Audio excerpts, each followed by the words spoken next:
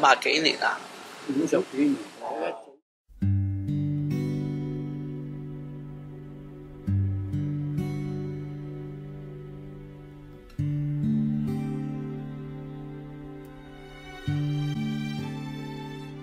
茶餐廳係起源於香港嘅一種獨特嘅餐廳，經過1841年開始嘅英國殖民地統治，港人嘅飲食習慣變得西化，而喺2戰之後，由於經濟發展迅速，市民嘅消費力提升，因此就由大排檔轉移幫襯冰室。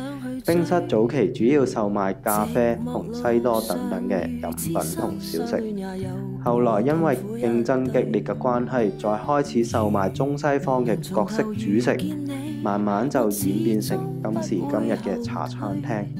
喺演變嘅過程裏邊，亦都創造咗蛋撻、奶茶同鴛鴦等等富有香港特色嘅食品。今次我哋就揾嚟翠華同埋文華咖啡冰廳兩間茶餐廳做比較。翠華係一間由傳統冰室演變成連鎖式茶餐廳嘅例子。近年嚟，翠華不斷開設分店，並且成為上市公司，廣為香港人嘅熟悉。但係喺轉型嘅過程裏邊，唔難發現翠華漸漸麥當勞化，只係追求效率，設定既有嘅程序提供服務，以控制食物同埋員工嘅質素，令到翠華失去咗唔少傳統茶餐廳嘅特色。第一，傳統茶餐廳保留唔少香港嘅文化同埋歷史，好似落單用嘅術語裏邊睇得出，喺英治時期嘅餐廳侍應已經識得用聰明快捷嘅方法記低客人嘅食物，例如靚仔等於白飯，靚女等於白粥咁樣。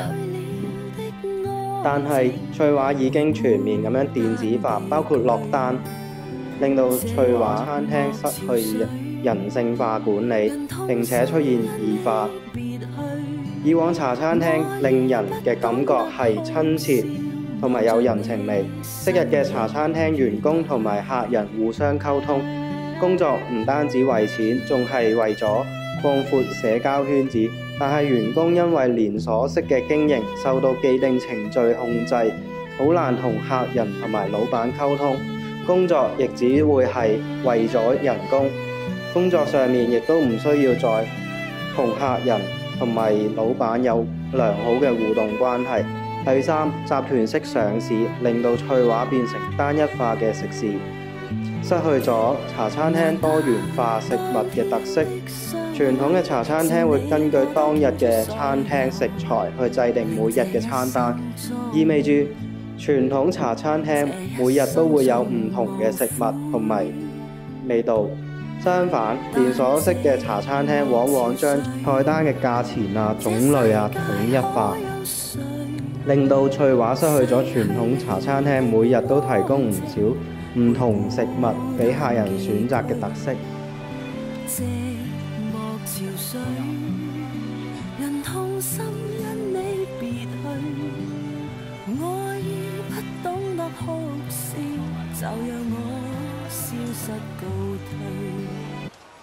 接手人哋諗晒揾工我唔做啦，啱唔啱啫？我哋接手做下啲啦，70歲嘅時候好旺，你知唔知啊？知啊，90年代係啊，附近好多。電燈公司、英藝廠，嗰度擺滿啲大排檔，一日到黑都咁多人。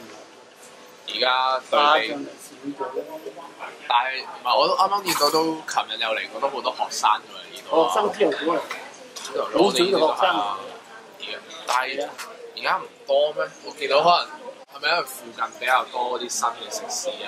係啊，好多啲新嘅係咪新嘅？所以無街嗰啲又係新嘅。咁啊，呢度啲行過又係新嘅。好似呢間最好嘅，全香港冇幾多間㗎，1、2、3間頂住。咁老手一問咧，你朝頭早翻嚟，即係問翻呢度啲歷史。咁你除咗翻嚟呢度開鋪啦，朝頭早係大概幾多點鐘？4點幾啊你？哇，咁早？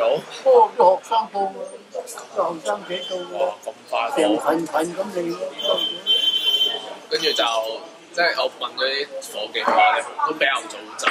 咁你係？係啊，好早收，4點零就收㗎啦，唔做夜市。唔做夜市，咁好。開4點幾係做到4點幾咁講啦，12個鐘頭。但係你體力仲應唔應付到啊？你而家？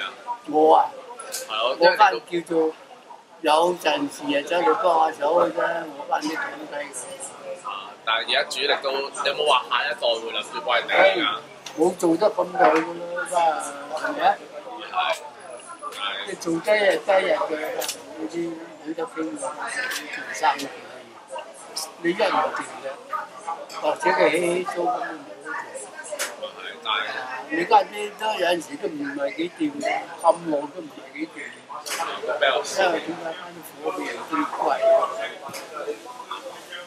仲要好難請啱做下，我哋冇做。好晒，好。嗰啲真係飲到瓜老襯，我做到瓜老襯。但係啦，做得一日得一日啦。但係真係冇諗住，我好似你咁樣攞翻熟客嚟接手呢度，即係其他熟客都冇。接手翻都好難，即係點解咧？佢家陣因為呢啲小朋友唔準轉，因為佢食飯我想轉俾個女都唔得。佢喺食環署嗰度。轉翻呢幾個就唔會走嗰幾隻嘅，打好啦，咩都肯做啊嘛。你請隻波啲咁啊，做一日又走，做2日走，你死後唔得閒。啲僆仔嗰啲20幾歲咁樣。因為呢啲咁嘅，但係其實我見到啲即係食物嗰方面都。個價錢點解好似冇跟呢個市加得好犀利？冇，因為我啲嘢係咪自己出？自己出嘅。係啊，啲西餅麵包自己出。哦，呢個師傅老細俾翻個椰撻我好唔好啊？一陣走翻時先，係咪自己做啊？自己做。啊，就收工啦，個師傅。呢度冇乜客嘅，啲菠蘿包唔出嘅，朝頭早啊咪出咯。啊！嗰啲咩點個件啊，搞住佢。有冇話啲熟有啲熟客喺度？多。係啊。多啲咯。呢個。熟客。你話是而家係咪都係用翻件衫做？有陣時係轉㗎。嗰陣時咧。3個車站，間又轉咗。自從佢嗰陣時嗰啲茶就好靚㗎，用肉粉、用赤柱，咁啊風扇，好靚㗎。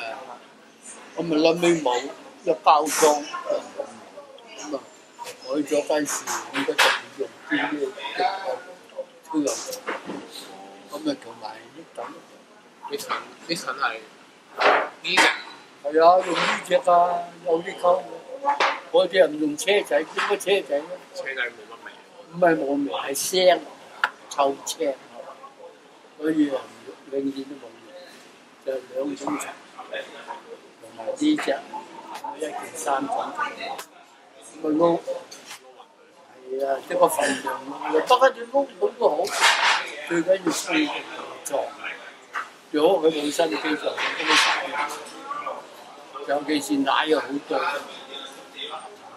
我嗰日走去食雲吞麵，香港仔魚蛋檔咁，家姐佢熟大茶啲鍋茶王嚟㗎嘛，2滴咁多奶，我哋死人啦！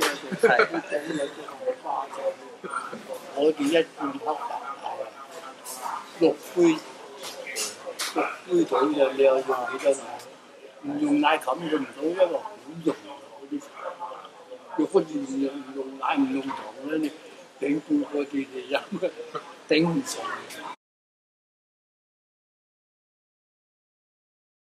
香港茶餐廳同翠華茶餐廳嘅分別，其實可以見到，就係香港茶餐廳佢哋有嘅係人情味，而翠華茶餐廳只係流水作業式嘅工作。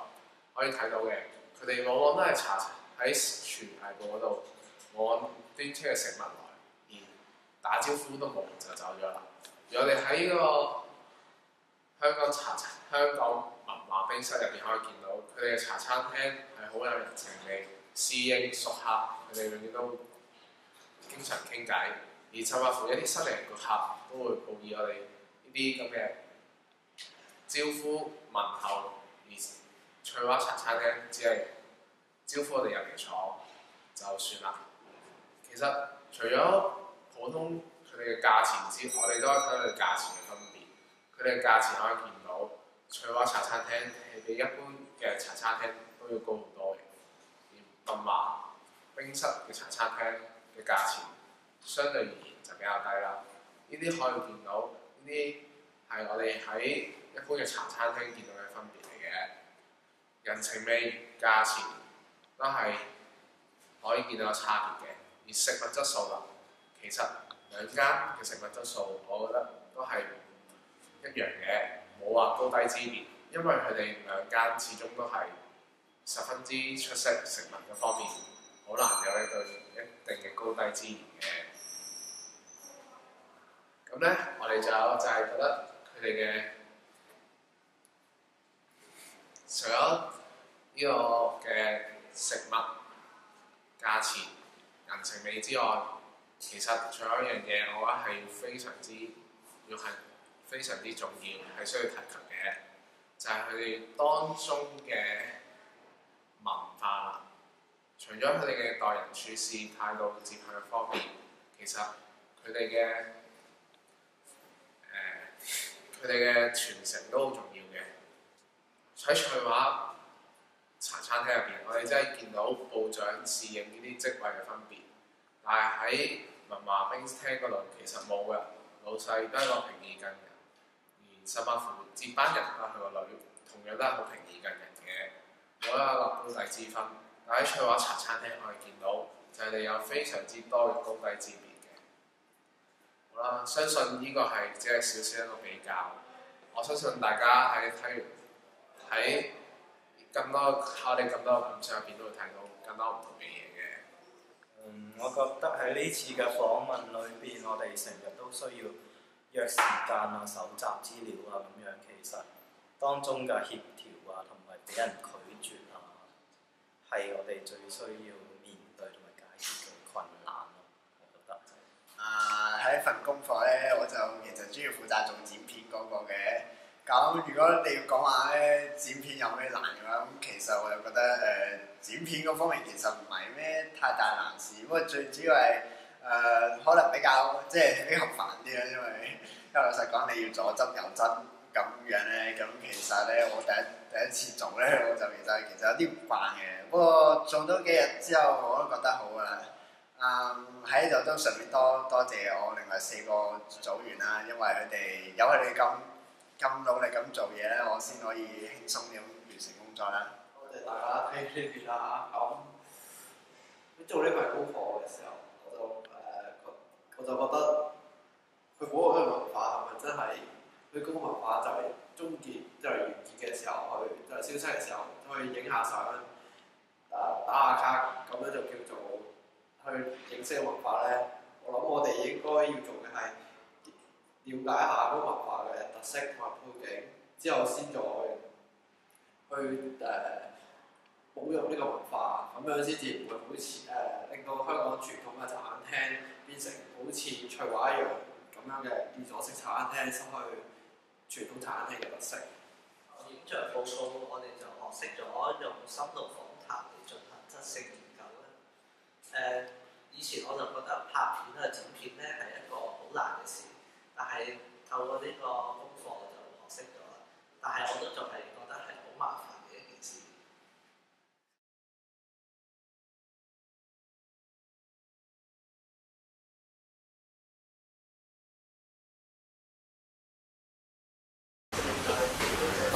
佢歌高興。屌你老母，屌佢條光棍老母，女光棍嚟喎嚇！你知道我翻咗嚟，我屌你老母做乜撚嘢我翻嚟啊？呢樣唔得。